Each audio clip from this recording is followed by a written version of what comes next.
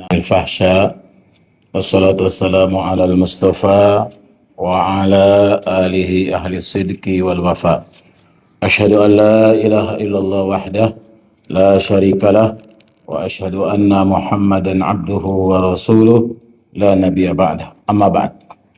Ibu-ibu sekalian yang insya Allah senantiasa dirahmati oleh Allah Subhanahu wa Ta'ala, alhamdulillah kita bersyukur kepada Allah, bersyukur atas segenap nikmat dan karunia-Nya, bersyukur atas semua anugerah dan pemberiannya.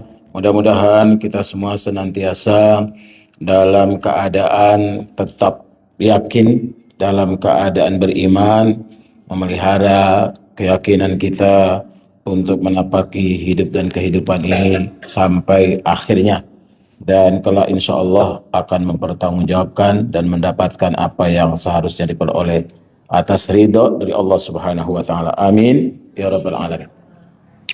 Salawat dan salam kita doakan semoga Allah sampaikan selalu buat Nabi kita Muhammad sallallahu alaihi wasallam, Rasulul Azim, Nabi yang mulia yang telah diutus oleh Allah membawa ajaran yang hak, ajaran Islam, ajaran yang sempurna dan paripurna, ajaran yang utuh dan lengkap. Mudah-mudahan kita semua istiqomah dalam menapaki jalan kebaikan ini, jalan dakwah ini, jalan perjuangan ini, sehingga insya Allah kelak kita berhak mendapatkan apa yang dijanjikan oleh Allah, khususnya berupa cinta dan ampunan dari Allah Subhanahu wa Ta'ala. Amin ya rabbal alamin. Ibu-ibu sekalian,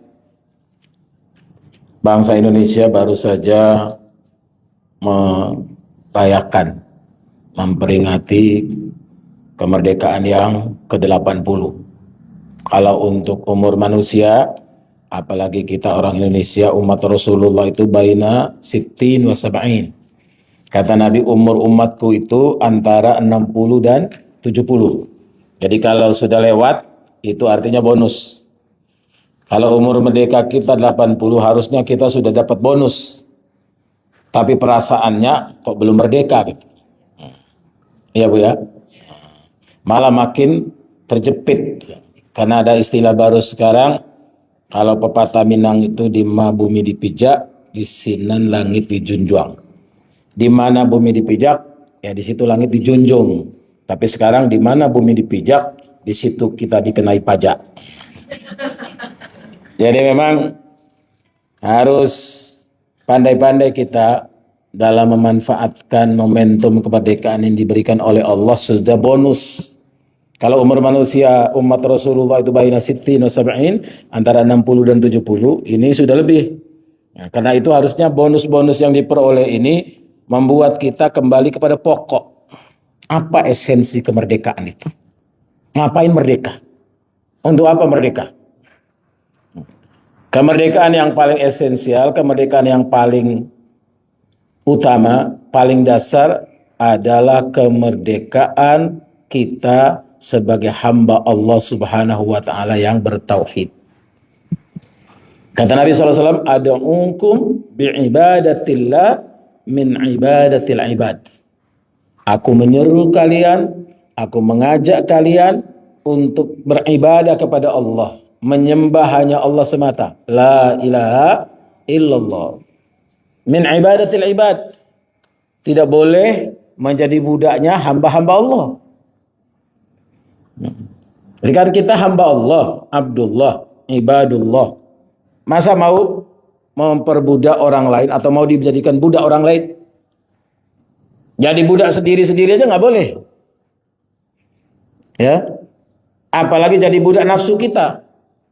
Lebih parah lagi kalau malah jadi budak nafsu orang lain. Jadi kemerdekaan yang hakiki itu apa? Menjadikan kita hamba Allah, abdullah. Hamba Allah yang bertauhid.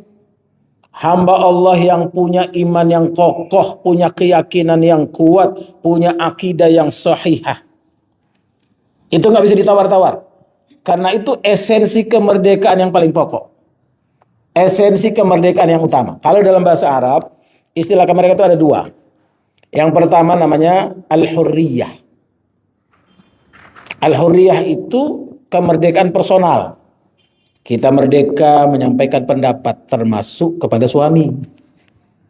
Ya Bu ya, merasa merdeka nggak? Hah? Halo, bapak-bapak, para jamaah al-muhajirin, ibu-ibu di sini ternyata masih terjajah oleh bapak-bapak. Ya, karena menyampaikan pendapat itu juga kemerdekaan, masuk nikmat kemerdekaan, nikmatul hurriyah. Allah kasih kepada kita. Bahkan sampai kepada memilih agama saja. Padahal agama di sisi Allah berapa, Bu? Agama di sisi Allah ada berapa? Hah? Kok ragu jawabnya? Agama ada berapa, Bu? Di sisi Allah. Satu cuma kan? Ya. Itu saja Allah masih kasih pilihan. Ya kan? Allah masih kasih pilihan. La ikraha fid din. Tidak ada paksaan dalam memilih beragama. Allah nggak maksa, padahal Allah mau. Bisa aja kan? Lau syi'tu la ja'alakum ummatan wahidah. Kalau aku mau, kata Allah, aku jadikan kalian itu satu model aja. Ya kalau orang TC 2 ini taat semua, nggak cukup Masjid Al-Muhajirin. Ya, nggak cukup. Berarti ada yang belum merdeka. Merdeka untuk apa? Untuk melaksanakan keyakinan dalam beragama ini. Kita dikasih oleh Allah nikmatul hurriyah. Setelah nikmatul istiqlal. Jadi kalau kemerdekaan secara bangsa itu namanya Istiqlal. Nama masjid kita itu, ada masjid di Toronto juga namanya Istiqlal. Insya Allah nanti bulan Ramadan saya berkunjung ke sana. Dinas 1 bulan. Itu namanya Masjid Istiqlal. Di Toronto Istiqlal. Di satu lagi, kalau Toronto kan di Kanada ya, di Amerikanya itu Istiqlal juga. Kebetulan imamnya sahabat saya. Beliau sudah kemarin. Ya, jadi ini nikmat dikasih oleh Allah. Nikmat buat kita pribadi saja. Allah bilang bahwa inna dina indallahil Islam. Tapi ketika kita beragama, Allah bilang la ikraha fiddin. Untuk menentukan kita mau lanjut atau mau belok jalan, diserahkan sama kita. Di surah 18 yang kita biasa baca malam Jumat atau hari Jumat, ayat ke-29, apa kata Allah? Wa qulil haqqu min rabbikum faman syaa'a falyu'min wa man syaa'a falyakfur. Bahwa katakanlah yang hak, yang benar mutlak itu sudah datang dari Allah. Sudah Allah tunjukkan, sudah Allah proklamirkan, sudah Allah nyatakan, sudah Allah tuntunkan. Ya, kenapa ibu di sana jauh-jauh, Bu? Yang jauh dapatnya sedikit, Bu. Jadi kalau dapat surganya di pinggir. Ya, Allah Subhanahu wa taala tentukan bahwa yang hak, yang benar, yang mutlak, yang sahih itu sudah Allah tetapkan, sudah Allah pilihkan, sudah Allah atur, sudah Allah rancang, sudah Allah desain sedemikian rupa. Tapi apa kata Allah? Faman syaa'a falyu'min wa man syaa'a falyakfur. Beriman monggo, yang kafir terserah. Masya Allah. La ikraha fiddin. Kenapa? Qad tabayyana ar-rusydu minal ghayy. Karena sudah jelas yang benar yang mana, yang salah yang mana, yang hak yang mana, yang batil yang mana, yang lurus yang mana, yang bengkok yang mana. Maka Allah serahkan pilihannya kepada kita. Itu artinya apa? Kita punya kemerdekaan. Secara hakikat kita punya kemerdekaan. Kemerdekaan untuk menentukan masa depan kita. Jadi kalau hari ini orang ngomong aja nggak boleh, gimana mau merdeka? Ibu-ibu nggak usah protes, Bu, ngomong aja nggak boleh, kan kebangetan bapak-bapak itu. Ya, karena ibu yang paling tahu urusan rumah, yang paling tahu siapa? Ibu, bapak cuma berapa jam di rumah, itu pun banyakan molornya. Ya kan? Yang menentukan posisi, oh ini yang paling pas di sini, ini yang paling pas di sini, ibu. Bahkan menentukan arah anak mau jadi apa, banyakkan ibu. Ya kan? Nggak mungkin orang lain. Ayah belum tentu. Banyak ayah-ayah itu jadi ATM. ATM. Tempat buat minta duit doang. Dia merasa sudah selesai urusan. Enggak, belum. Maka pentingnya apa? Allah kasih nikmat kemerdekaan untuk apa? Bicara, ngomong. Ibu tahu Umar bin Khattab sangar nggak? Sangar banget. Setan aja takut, Bu. Ada satu waktu ada orang, ada sahabat, ada orang Islam pada ketika itu datang pengen minta nasihat. Karena istrinya cerewet banget. Istrinya ngomelin terus. Dia pengen datang minta nasihat supaya tenang gitu. Bukan minta supaya istrinya nggak stop ngomel, stop berhenti, stop bicara, tapi minta nasihat supaya bagaimana menghadapi istri yang cerewet. Belum sampai rumah Umar bin Khattab masih jauh, karena kalau adabnya orang mau bertamu itu dari jauh itu sudah berdehem. Ini belum berdehem, artinya belum dekat banget itu. Didengerin, ternyata istrinya Umar bin Khattab lagi ngomel. Lagi ngomelin suaminya. Khalifah loh, Bu.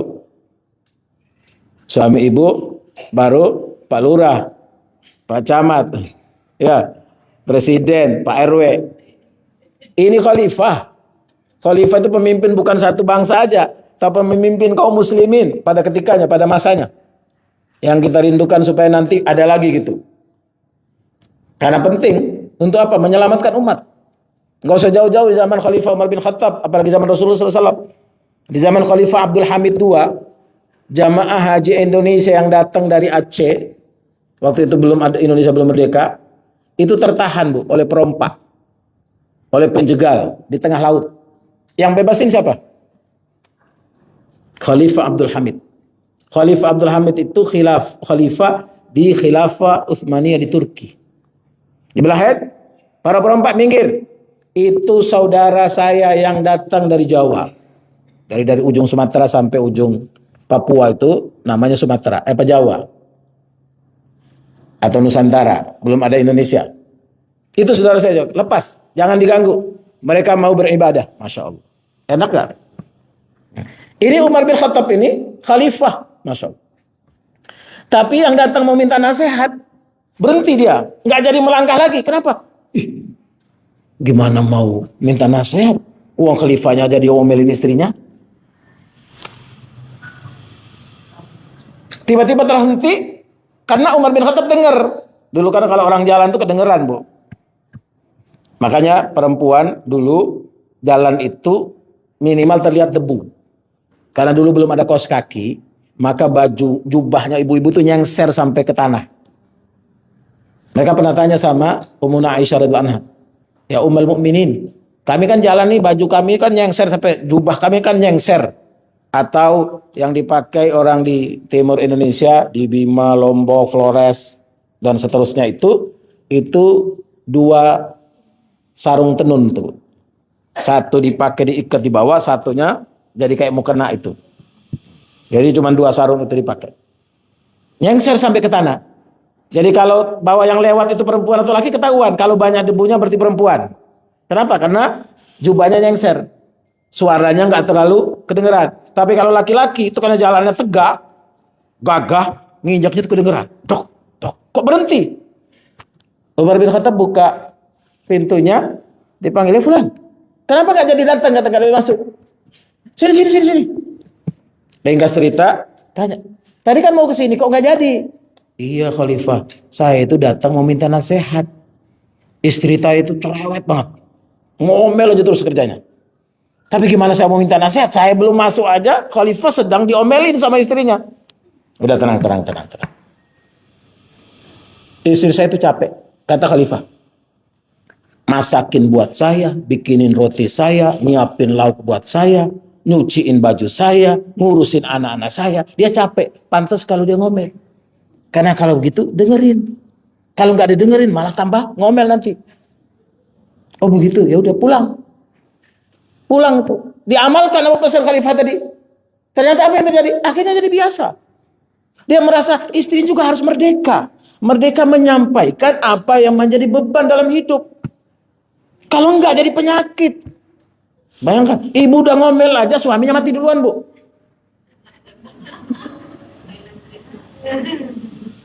Apalagi nggak ngomel kan? Lebih panjang umurnya ibu-ibu memang. Tapi kita nggak bahas itu. Tapi yang kita bahas apa? Nikmat kemerdekaan, nikmatul hurriyah. Allah kasih kemerdekaan untuk bicara. Kalau untuk bicara aja segan, bicara aja beban, bicara aja kayaknya ketakutan luar biasa. Kan kasihan. Bagaimana mau menikmati kemerdekaan yang lebih besar? Ibu bersuara sekarang, bicara sekarang kan nggak mesti bersuara. Ibu nulis di Facebook, itu juga bersuara. Cara bersuara. Tapi gimana mau ngomong? Pernah ingat ada kejadian Ibu Prita? Ingat gak? Yang memprotes perlakuan rumah sakit besar. Ya, yang kemudian kita menghimpun koin, namanya koin keadilan, membantu beliau. Yang dibicarakan apa? Yang disuarakan apa? Yang disuarakan suaranya hak yang harus dia terima. Hak yang harus dia peroleh sebagai seorang anak bangsa. Sebagai seorang yang diberi kemerdekaan bukan saja oleh bangsanya, tapi Allah sang pencipta.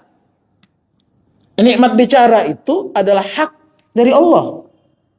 Jadi kalau bicara aja nggak boleh, terus kita boleh apa? Kita bisa melakukan apa?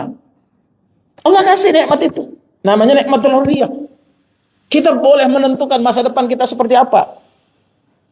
Tapi yang membuka itu, keran itu, itulah dikasih nikmat pengelolanya. Dikasih karunia oleh Allah, ada yang mengatur urusan kita orang banyak. Namanya ulul amri. Yang ngurusi urusan kita banyak orang, maka dia berhak digaji, dia berhak disediain kendaraan, dia berhak disediakan pakaian yang bagus, dia berhak disediakan fasilitas-fasilitas. Untuk apa? Untuk menjalankan tugasnya, fungsinya ngurusi kita. Tapi yang sekarang terjadi apa? Giliran urusan kita pada ngantuk. Lebih parah lagi main handphone. Kalau main handphonenya sekedar jawab WA suaminya, WA istrinya, WA suaminya, WA anaknya, WA saudaranya, WA temannya masih mending, Bu. Ada yang nonton apa? Video porno. Innalillah. Kemarin yang terbaru apa? Kemarin joget-joget itu? Ibu tahu? Hebat wartawan tuh, diambil videonya orang yang lagi main game. Padahal dia digaji oleh kita rakyat untuk apa? Ngawasi yang ngurusin kita. Tugas DPR kan ngawasin urus pemerintah. Pemerintah itu siapa? Yang ngurusin kita. Yang kita kasih wewenang, dia kasih tugas, dia kasih kewajiban kepada dia dengan segala lengkap fasilitasnya, dengan segala macam haknya. Untuk apa? Ngurusi kita. Mikirin kita. Kalau khalifah kita terdahulu seperti Umar bin Abdul Khattab, apalagi cucunya cucunya Umar bin Abdul Aziz. Masya Allah, saking adilnya kepemimpinannya, gak ada lagi tempat orang untuk ngasih zakat. Mau dikasih ibu fulan, oh nah saya udah alhamdulillah sudah cukup, yang sana aja. Begitu nyampe di sana, oh saya alhamdulillah udah lebih dari cukup. Oh persana, gak ada yang mau nerima, Bu. Sampai kepada posisi seperti itu. Kenapa? Karena adil. Indonesia ini ada teman saya S2-nya itu bisa menghitung kekayaan alam Indonesia. Dan untuk apa kekayaan alam itu diberdayakan. Saya pernah ceramah ke Freeport, itu masjid terdalam ya. Karena ada kan masjid tertinggi, itu masjid ISK, itu masjid Baitur Rahim. Masjid terdalam itu masjidnya dalam tanah, Bu. Di Babul Munawwar kalau tidak keliru namanya, di Freeport itu. Dalam tanah. Berapa kilometer ke dalam itu. Itu satu saja tambangnya dikelola dengan benar, insya Allah suami ibu tidak perlu kerja lagi, tidak boleh terjajah oleh apapun kecuali dengan dan atas perintah serta hukum dan aturan Allah. Kalau aturan Allah kita terjajah, boleh. Allah yang ciptakan kita, Allah yang nyediakan kita. Makanya apa? Ketika kita sujud, kepala yang paling berharga, yang paling terhormat yang paling mewakili simbol kita harus diletakkan di posisi di bawah. Maaf, tempat keluar kotoran malah di atas. Pada waktu kapan? Kita sujud. Kenapa? Karena kepada Allah. Kita ini Abdullah. Kita ini hambanya Allah. Kita ini maaf dalam tanda petik budaknya Allah. Ya terserah maunya Allah ngatur kita seperti apa. Itu pun Allah masih kasih kita pilihan. Allah kasih kita kesempatan untuk menentukan posisi kita. Di mana posisi kita. Karena Allah sudah menjelaskan qad tabayyana rusdu minal ghayy. Yang hak itu jelas, yang batil itu jelas, yang benar itu jelas, yang salah itu terang, yang hak, yang lurus itu ini, yang bengkok itu ini. Maka pilihannya diserahkan kepada kita. Untuk apa? Supaya kita bisa istiqomah. Itulah orang merdeka sesungguhnya. Bukan dikasih kebebasan, punya harta banyak, punya kekuasaan besar. Tapi apa? Dia sendiri terkurung oleh kekuasaan yang diberikan. Kemarin ada anggota DPR. Kebetulan dia anak orang kaya, dia pun kaya raya. Walaupun suaranya pilih jadi DPR itu diragukan. Karena beli dari yang lain. Semua orang tahu jadi rahasia umum. Tapi ngomongnya enak. Anak-anak muda itu bekerja aja, toh lakukan sesuatu, jangan ngomel melulu, jangan cerita melulu, bla bla bla. Emang kalau orang bekerja itu gak pakai modal? Emang kalau orang mau bisnis itu gak pakai modal? Sekurang-kurangnya ada modal kepercayaan.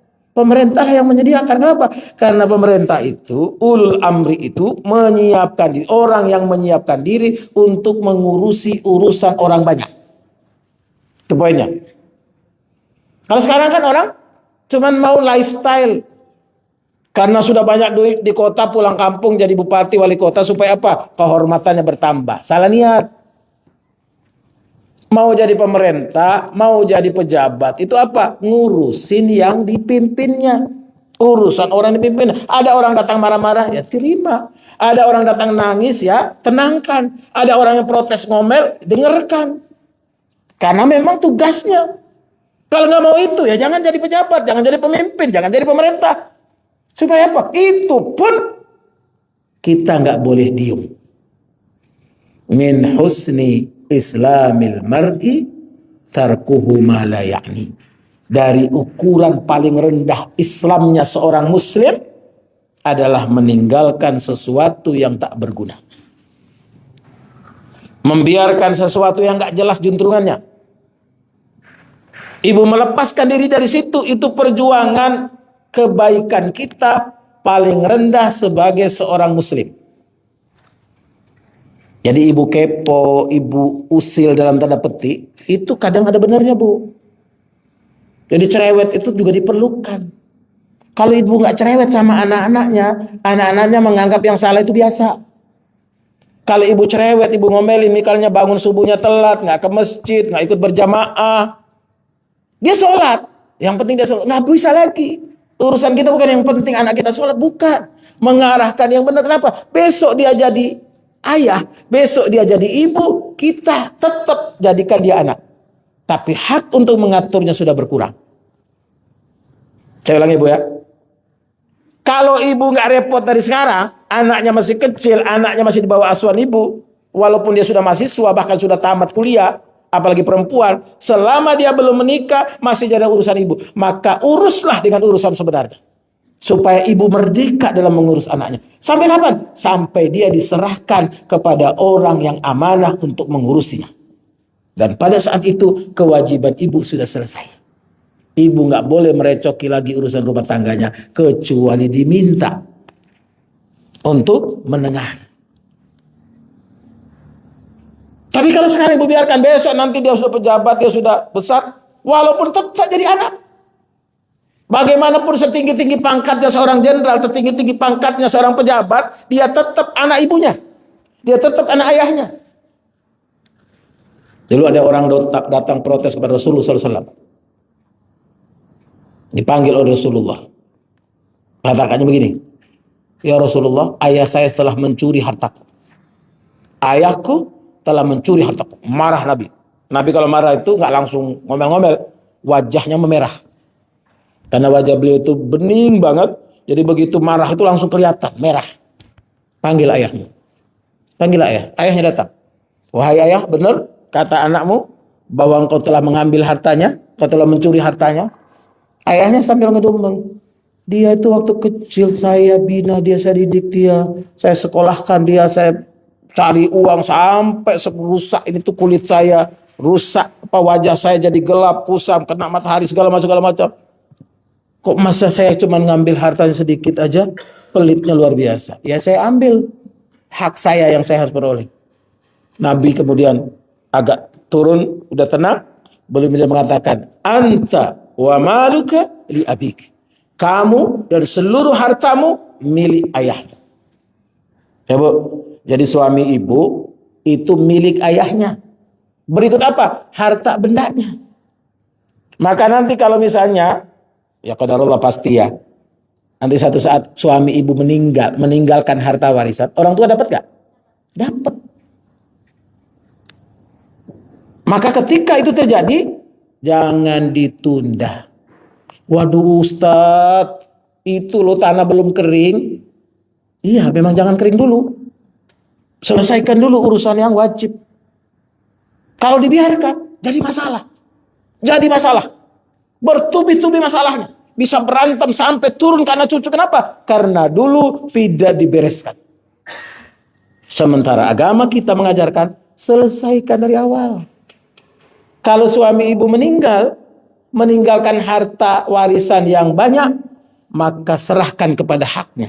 Siapa haknya? Ibu punya hak, anak-anak punya hak, orang tuanya suami jika masih hidup punya hak. Untuk apa? Didudukkan dulu.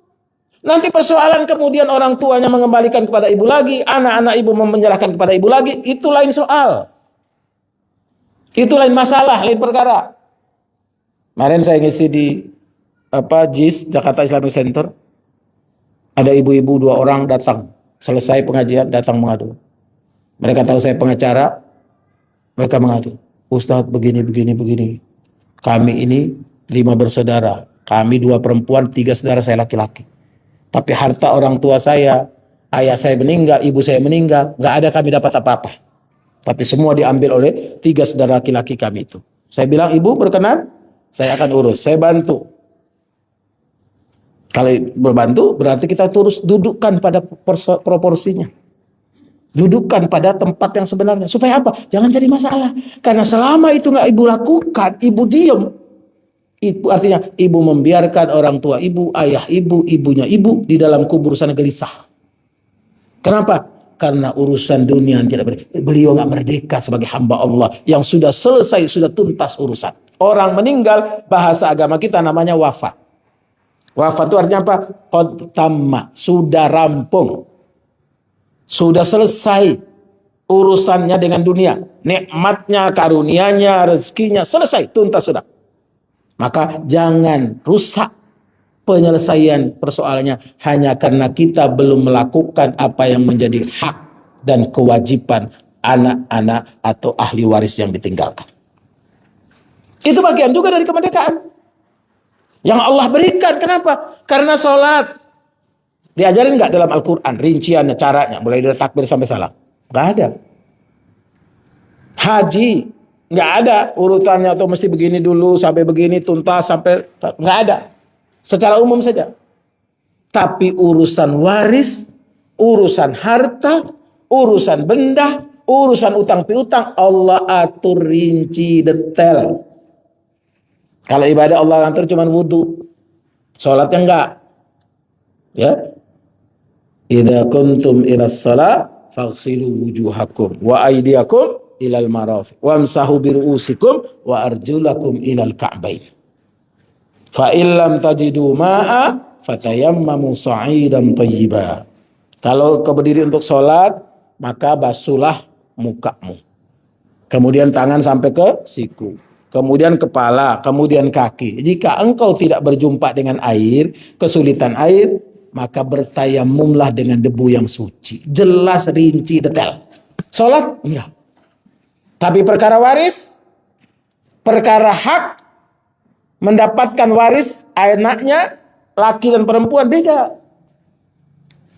2 tahun atau 3 tahun lalu, saya mengurusi warisan. Seorang ayah meninggalkan, ibunya udah meninggal duluan, ayahnya itu meninggalkan 13 anak. 13 anak, Bu. Satu ibu tuh, 13 anaknya. Masya Allah ya. Orang dulu banyak-banyak anaknya tapi sehat-sehat aja, senyum-senyum aja. Kita sekarang anaknya sedikit tapi tua sebelum umur. Kenapa? Masalahnya lebih kompleks. Masalahnya lebih ruwet, mumet. Siapa yang bikin? Yang bilang ruwet, mumet itu yang bikin. Jadi masalah semua. 13 anaknya. Dari 13 itu ternyata 3 murtad, 2 perempuan, 1 laki. Kumpul. Saya datang, saya bilang bagaimana Bapak Ibu, kalau pakai hukum Islam saya bantu untuk ngatur. Saya bantu untuk beresan. Tapi kalau pakai hukum lain mohon maaf silakan cari pengacara atau notaris yang lain. Oh udah ya pakai hukum Islam aja Ustaz. Oke. Pertama, kalau pakai hukum Islam, bapak-bapak harus paham, ibu-ibu harus paham dan harus setuju. Karena Al-Quran ini diatur hitungannya oleh Allah. Maka yang pertama, mohon maaf 3 orang dari anak bapak ini nggak dapat. Kami mau semua dapat Ustaz, nggak bisa. Tapi kami mau, iya bisa. Tapi dengar dulu, jangan protes dulu. Jangan protes dulu. Yang 3 orang nggak dapat haknya, hak waris secara agama dia nggak dapat. Kenapa? Karena dia sudah murtad. Yang kedua, laki-laki memperoleh 2 bagian dari perempuan. Sudah jelas? Kita bagi sekarang. Baginya berapa? 10 orang.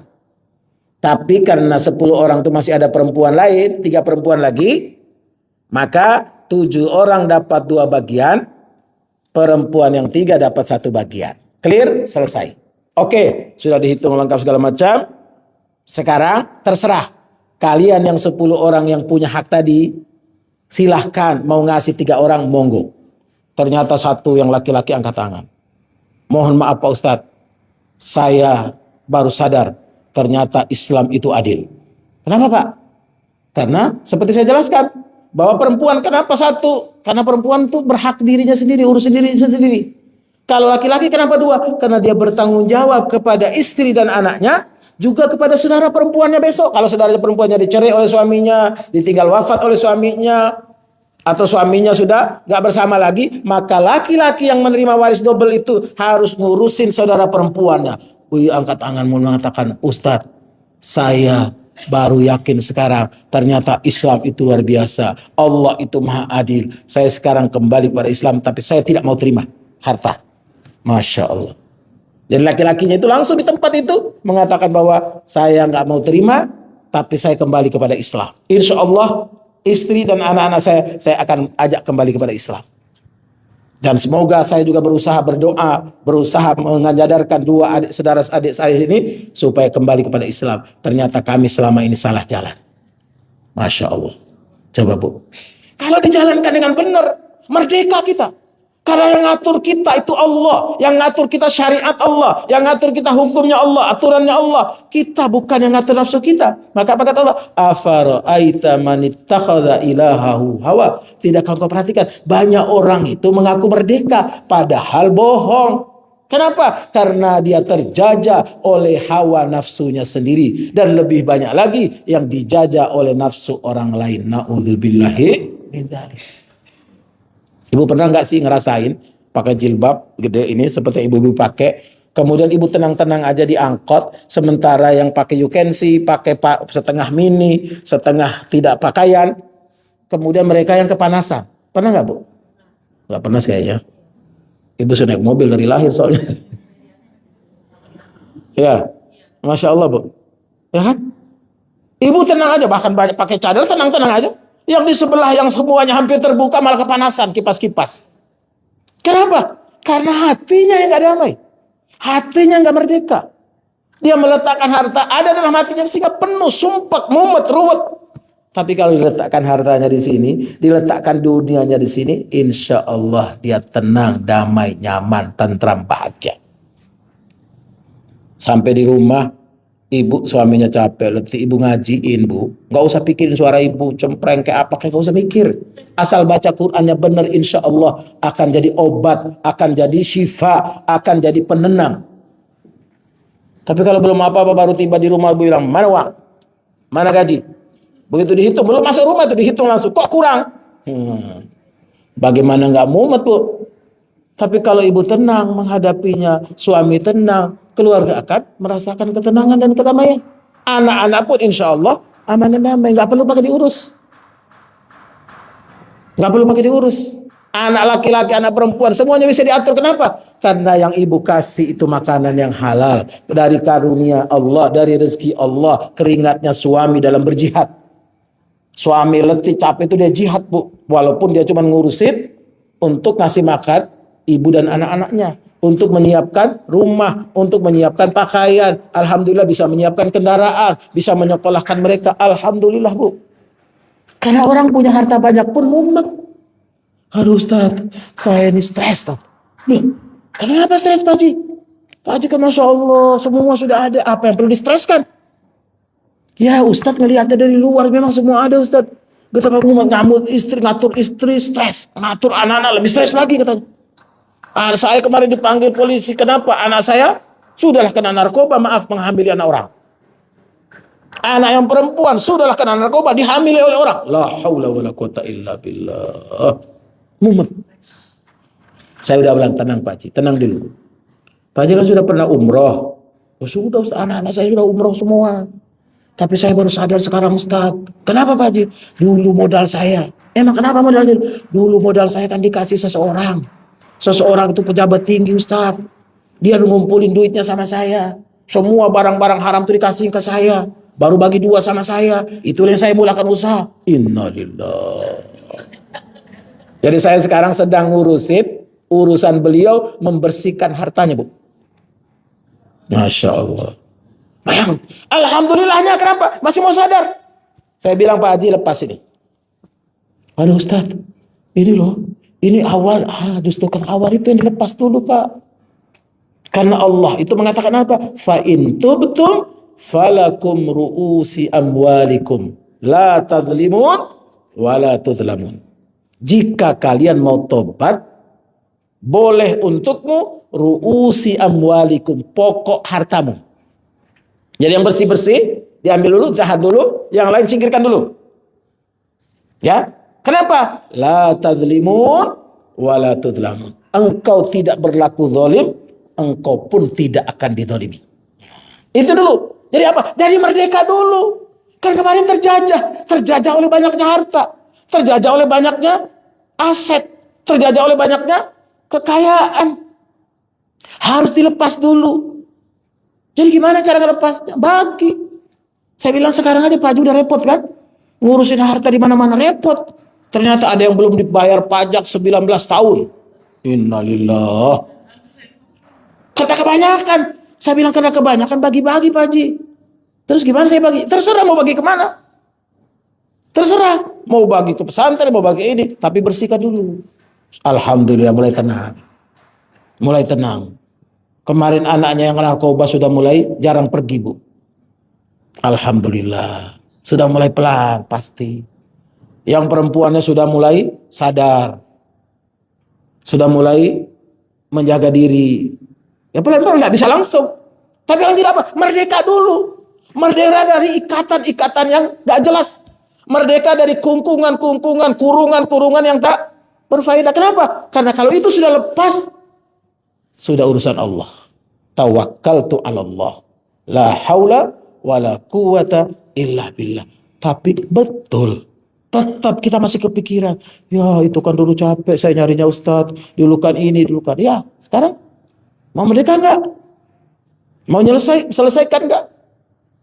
Jadi banyak betul persoalan. Tiap hari ada aja. Orang yang bayangkan cicilan rumahnya tadi 27 juta sebulan.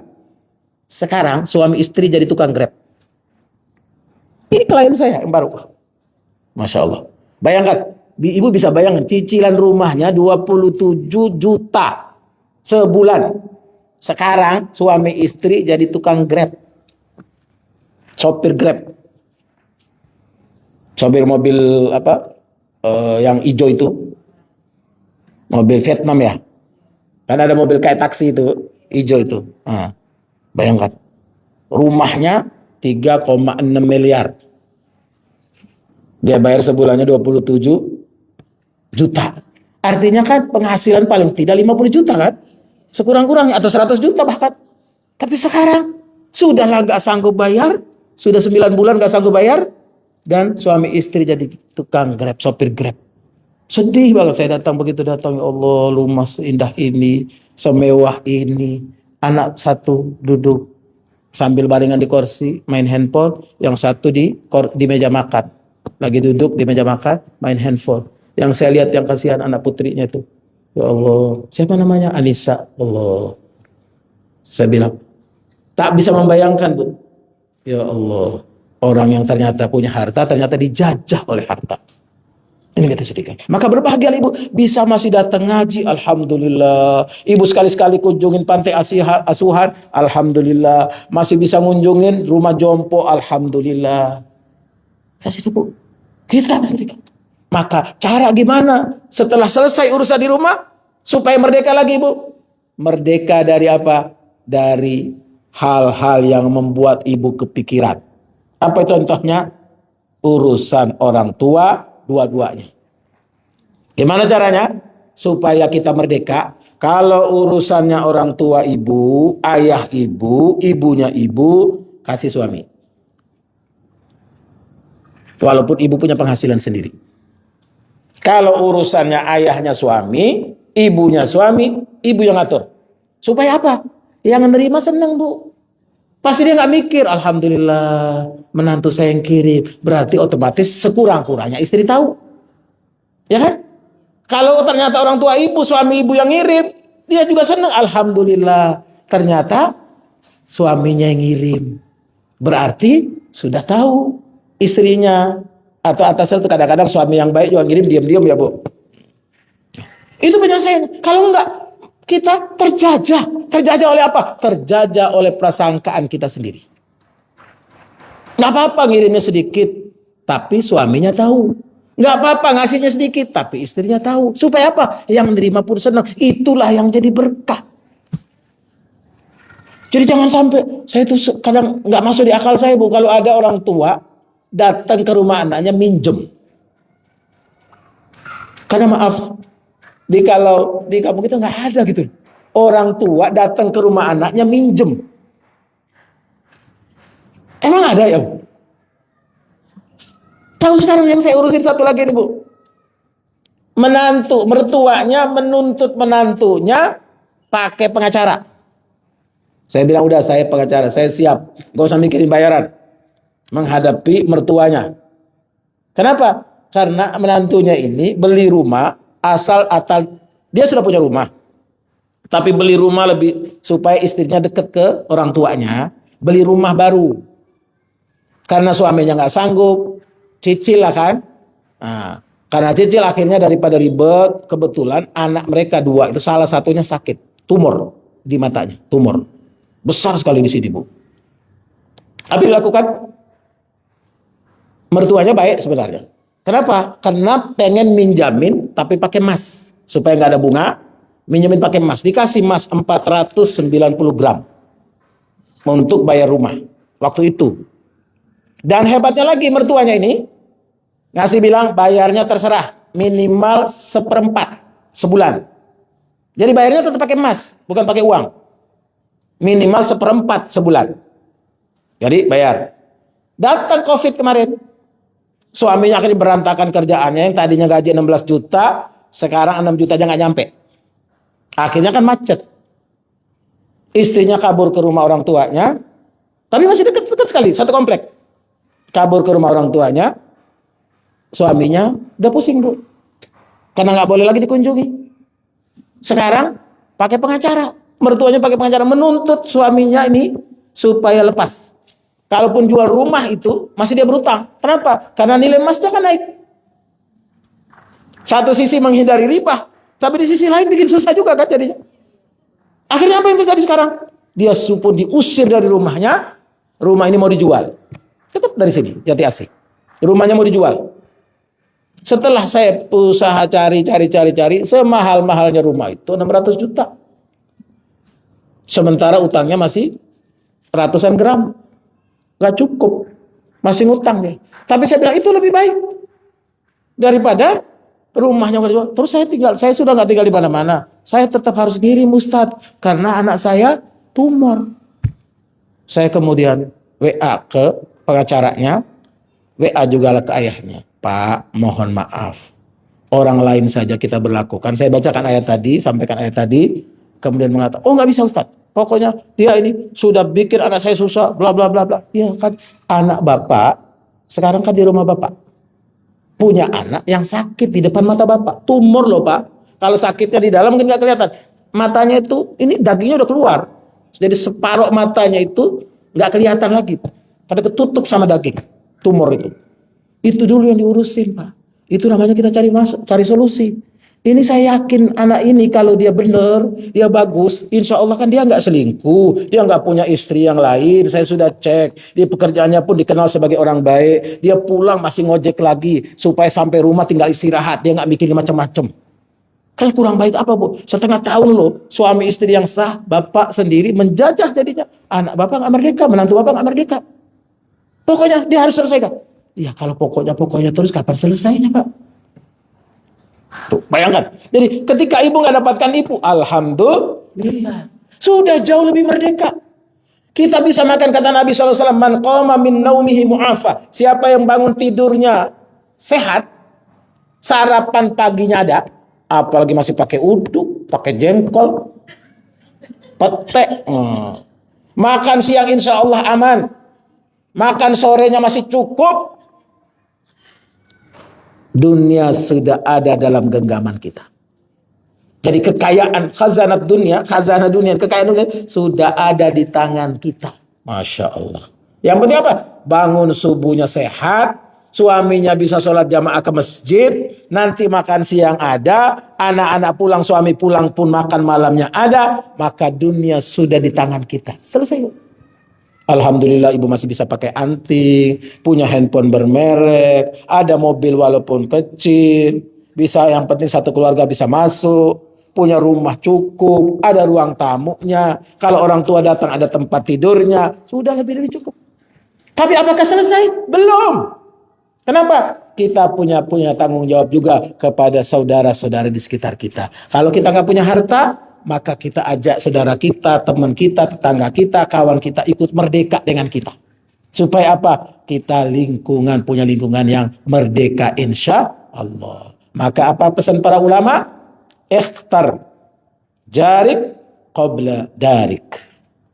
Pilihlah dulu tetanggamu yang baik sebelum bangun rumah yang bagus. Ya, ikhtar jarik qabla darik. Pilih dulu tetangga yang baik, lingkungan yang bagus, tempat yang ada masjidnya, bisa ngaji, bisa saling menasehati, bisa saling menopang, bisa saling mensupport. Itulah merdeka sesungguhnya. Qabla darik, sebelum bagus-bagusin rumahmu. Apa gunanya rumahmu bagus, mewah, pagarnya tinggi, ada anjing galak di depan? Nggak bisa berbaik-baik dengan tetangga. Nah, maka amankan dulu tetangga, insya Allah rumah kita ikut jadi aman. Amin ya Rabbal Alamin. Sampai di sini ada pertanyaan, ada diskusi, monggo.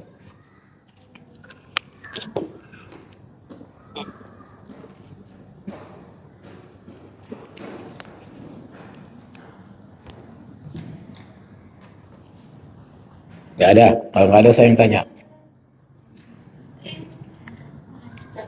Ya.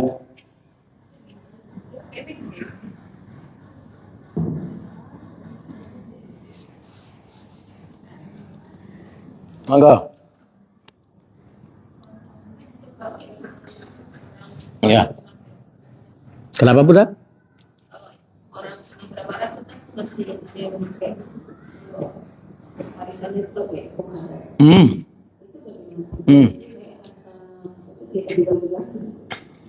Barakallahu fikum. Jangan salah ya, di Minang itu ada namanya pusako tinggi. Pusako tinggi itu nggak dibagi, turun dia. Maka perempuan Minang itu dilindungi dari pusako tinggi. Anak dipangku, kemanakan dibimbing. Apa artinya? Nggak pernah ibu bapak bakal ketemu ada orang Minang perempuan yang keleleran di jalan. Jadi pengemis di jalan, nggak bakal ada. Kenapa? Karena dia dilindungi oleh kaumnya. Kaum itu eh, komunitas terkecil di lingkungan keluarganya. Ada mamanya. Kalau ayahnya nggak ada mamanya. Pasti turun. Mereka punya datu yang akan ngurusin. Mama itulah yang akan ngurusin. Anak dibimbing, anak dipangku, kemenakan dibimbing. Anak digendong, kemenakan tetap ikut jalan sama. Artinya apa? Semuanya terjaga. Yang dijaga kenapa perempuan? Karena laki-laki itu sudah bisa mandiri. Jadi ingat, yang dibagi itu, yang harta yang dijaga turun ke perempuan itu, menjaga perempuan itu bukan harta waris, tapi pusako tinggi. Beda. Kalau waris dibagi secara Islam, laki-laki tetap dapat 2, perempuan dapat 1. Itu harta waris, bukan pusako tinggi. Beda. Ya. Jadi dibilang memang di sana matriarkat. Tapi sistem waris itu bukan waris yang dimaksud seperti waris dalam Al-Quran. Waris dalam Al-Quran tetap 2 bagian buat laki, 1 bagian perempuan. Yang dimaksud tadi turun untuk menjaga perempuan itu, makanya rumah gadang itu ada tempat di atas kayak gini. Itulah di atas itu perempuan. Jadi tamu mau sehebat apapun tamu, dia nggak bakal lihat perempuan. Secara aturan dia nggak bakal lihat. Kenapa? Mereka di atas. Kalau mereka mungkin melihat, misalnya nanti ada orang lamar, kemenakan saya misalnya mau dilamar, dia datang ke saya ngasih tahu begini. Nah, yang perempuan ini udah bisa ngelihat calon suaminya itu, bisa dilihat. Oh, baru nanti ditanya, boleh enggak? Boleh. Baru dibelanjut sampai dipinang dan sebagainya sampai kepada nikah. Nah, kalau kemudian ada berkurang sedikit-sedikit, ya tergantung orangnya. Karena ada orang udah merantau jauh, sudah kemana-mana, akhirnya pulang, ada yang mulai lepas. Yang harusnya pakai baju kurang, sekarang pakai baju kurang.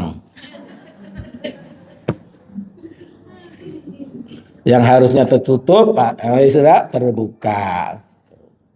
Ya, silakan. Ada yang mau bagi waris? Kalau pembagiannya gimana?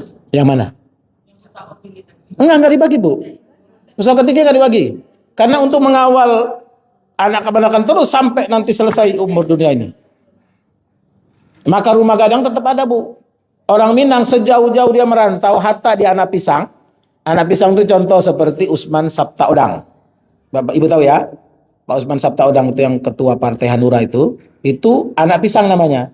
Artinya dia bapak ibunya merantau, dia udah lahir di luar Minangkabau. Bahkan mungkin yang orang Minang ayahnya, bukan ibunya. Tapi kalau dia ibunya orang Minang, maka dia utuh tetap. Di kampung ayahnya dia diakui, di kampung ibunya dia diakui. Saya orang Flores, istri saya orang Minang. Maka kalau pulang ke kampung, dia ngaku bisa jadi orang Minang. Anak saya, dia kalau ke Flores, dia juga orang Flores. Jadi anak saya itu yang kecil pun kalau ditanya itu tergantung siapa yang nanya, Bu. Ditanya orang mana, Dek? Kalau ditanya itu di sekolah, dia bilang orang Flores. Karena ayahnya orang Flores. Tuh, kemarin katanya kamu orang Padang. Iya, ibu saya orang Padang. Saya kalau ke Padang, saya dibilang orang Padang katanya. Dia ngerti. Ada saya sekolah sekarang di SMP Sudirman. Ya, silakan.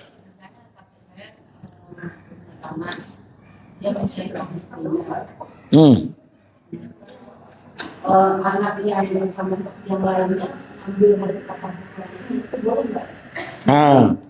Yang dengarkan ini pakai saya kebetulan. Dan pihaknya anak yang lain itu. Ya. Dia ngambilnya banyak yang kita malah sedikit itu gimana? Ya. Itu juga yang sedang saya urus sekarang di Bekasi, Bu. Jadi kakek itu punya istri, diam-diam ternyata istrinya 4. Yang pertama nggak tahu, hebatnya orang dulu tuh. Ya, belum ada komunikasi kan? Tapi hebat ya. Istrinya 4, lebih hebat lagi orang sekarang. Ada orang katanya udah meninggal, tapi saya kok buka-buka belum meninggal, belum ada gitu beritanya. Kata orang sudah meninggal. Itu istrinya satu komplek, 2 istrinya, nggak tahu satu sama lainnya. Satu komplek, Bu. Dan kompleknya nggak segede komplek ibu ini. Kompleknya kecil, nggak jauh dari sini. Kecil kompleknya. Hebatnya, istrinya satu komplek itu bahkan satu gang malah. Nggak tahu satu sama yang lainnya. Nah, itu hebatnya ya. Kita nggak begitu karena nggak hebat, Bu.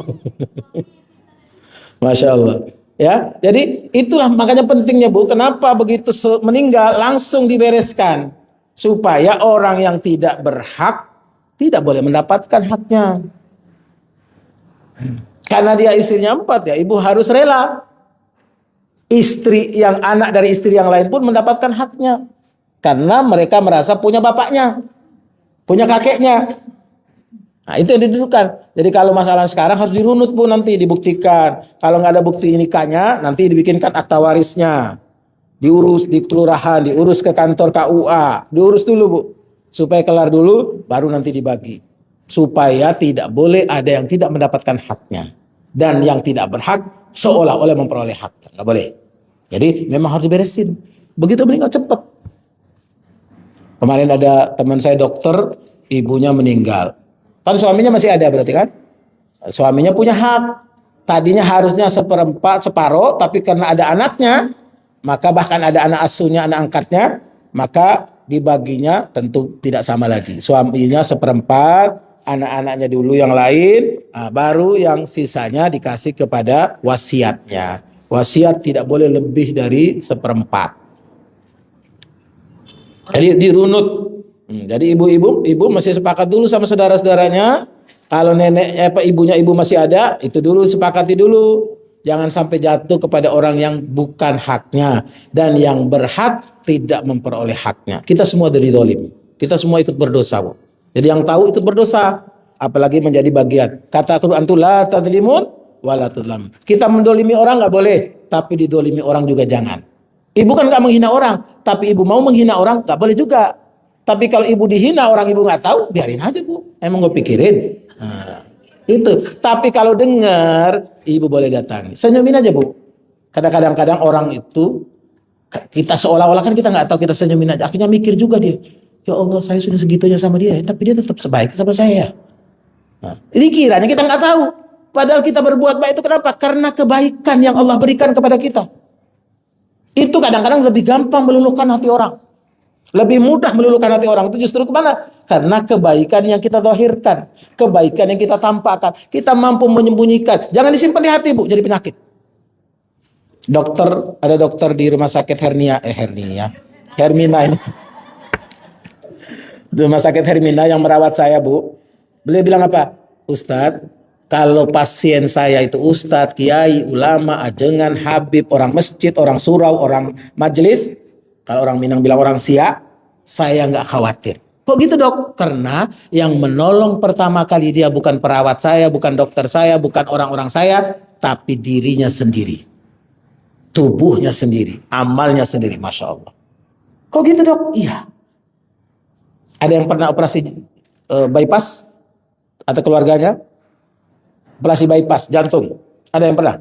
Keluarganya, nggak ibu? Pernah lihat? Pernah lihat enggak? Masya Allah ya, sehat-sehat ya orang sini ya.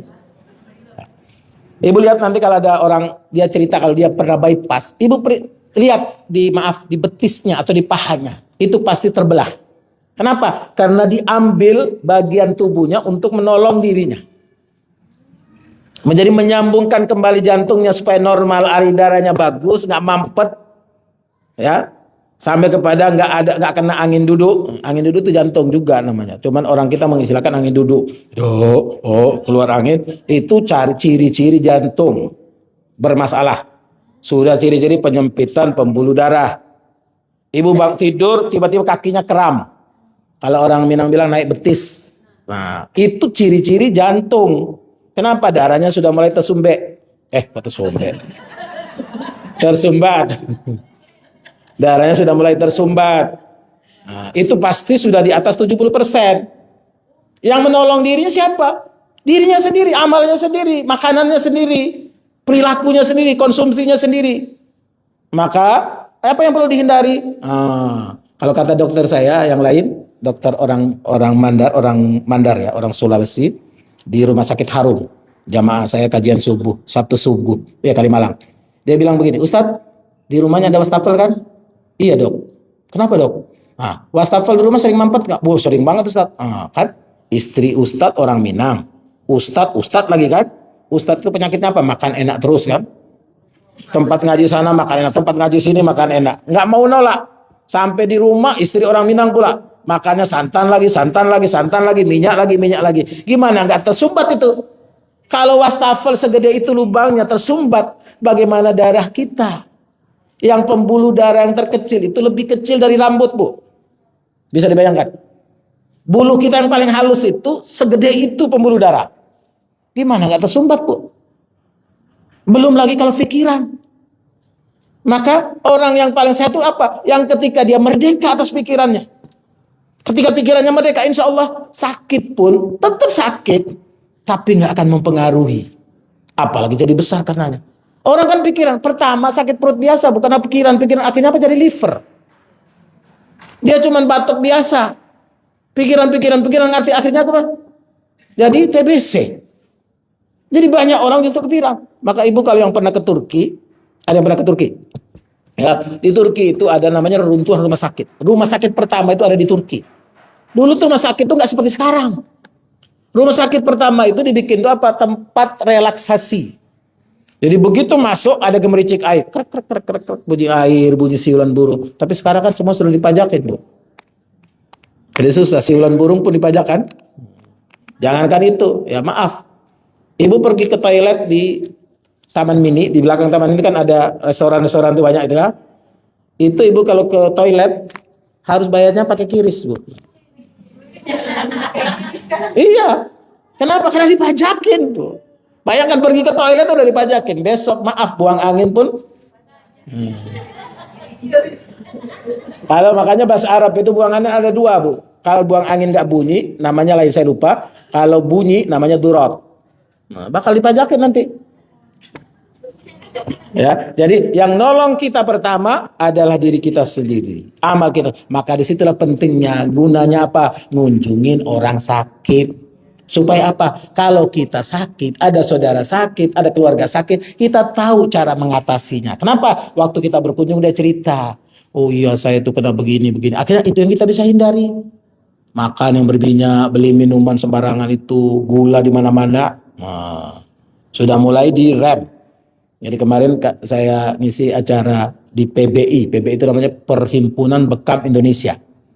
Ternyata ada produk baru namanya Goblok. Geoblok gitu. Bacanya jadi goblok kan. Geoblok tuh G itu apa? Menolak. G itu enggak. O itu nol. Maaf, G itu gula. O itu nol. Maksudnya gulanya nggak ada. Blok. Jadi memblok gula jadi nol. Jadi cuma satu tetes dites gini aja, ini manisnya sampai lengket di bibir, sudah minum, sudah gosok gigi pun masih lengket manisnya. Karena manisnya bukan dari, tapi dia sudah dari sari-sari yang kan ada gula apa namanya yang kuning itu apa namanya? Bukan, satu lagi. Yang kuning. Baru stevia kan? Nah, stevia itu kan yang hijau. Habis ada lagi sekarang namanya Goblok. Gula nol diblok supaya jadi nol gula, nah, supaya hidup kita lebih sehat. Tapi secara prinsip ya gula pun nggak apa-apa, yang penting gerak, minimal dari masjid, dari rumah ke masjid jalan, supaya kita dikasih sehat oleh Allah Subhanahu wa taala. Lebih penting lagi hati kita merdeka supaya sehat. Insya Allah makin beriman makin solehah, menjadi membangun keluarganya jadi solehah. Jadi kalau ibu punya suami tapi sholatnya masih di rumah, berarti suami ibu masih solehah, belum soleh.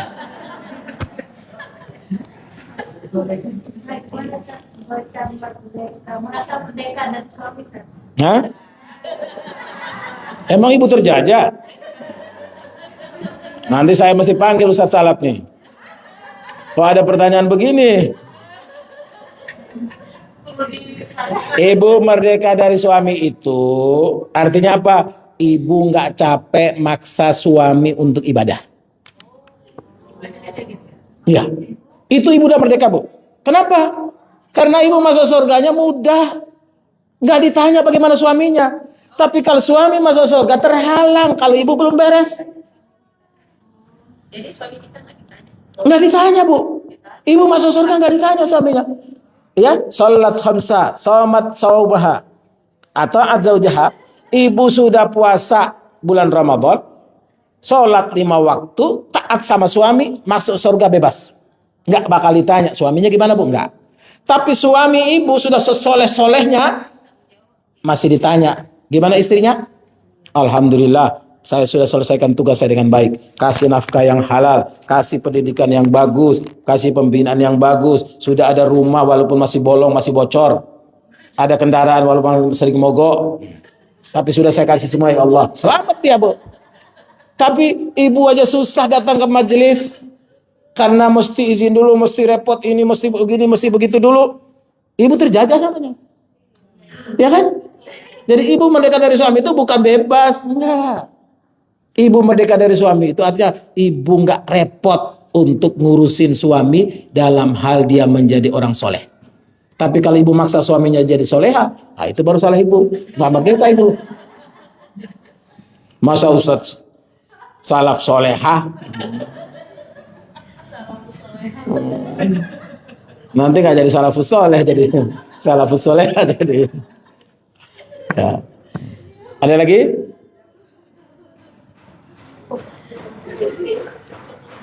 Cukup ya, alhamdulillah.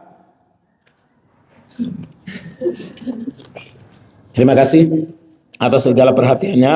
Mohon maaf atas segala kurangan. Semua yang benar datang dari Allah dan Rasulnya. Yang ragu-ragu, yang salah, keliru, kita cari tahu yang benarnya. Dan mudah-mudahan Allah jaga dan pelihara kita selalu, insya Allah. Jadi nanti sekali-sekali pengajiannya pindah, Bu. Pindah kemana? Ke Baduy sana. Pindah ke Puncak. Pindah ke Turki. Ya. Nah, baru tambah merdeka tuh, Bu. Tapi ajak suaminya. Kalau kita nyampeinnya ke suami ibu doang, suaminya nggak denger, ya ibu setengah mati kan nyampein lagi. Saya udah tahu tuh. Ibu bilang malah dibilang, ibu cerita, saya sudah baca katanya. Padahal belum diamalkan. Mudah-mudahan kita semua dijaga oleh Allah Subhanahu wa taala. Amin ya rabbal alamin. Rabbana hab lana min azwajina wa dhurriyyatina qurrata a'yun waj'alna lil muttaqina imama. Waj'alna lil muttaqina imama. Allahumma qsim lana min khashyatika ma tahulu bihi bainana wa bainal ومن طاعتك ما تبلغنا به جنتك ومن اليقين ما تخول به علينا مصائب الدنيا اللهم متعنا بأسماعنا وأبصارنا وقوتنا ما أحييتنا فاجعل الوارث منا واجعل ثأرنا على من ظلمنا وانصرنا على من عادانا ولا تجعل مصيبتنا في ديننا ولا تجعل الدنيا أكبر همنا ولا مبلغ علمنا ولا تسلط علينا بذنوبنا من لا يخافك ولا يرحمنا ولا تسلط علينا بذنوبنا من لا يخافك ويرحمنا ربنا آتنا في الدنيا حسنة وفي الآخرة حسنة وقنا عذاب النار صلى الله عليه وسلم وعلى آله وصحبه سبحان ربك رب العزة عما يصفون سلام على المرسلين وآخر دعوانا والحمد لله رب العالمين نصر من الله وفتح قريب وبشر المؤمنين هدانا الله أجمعين والسلام عليكم ورحمة الله وبركاته. Waalaikumsalam warahmatullahi wabarakatuh. Masya Allah.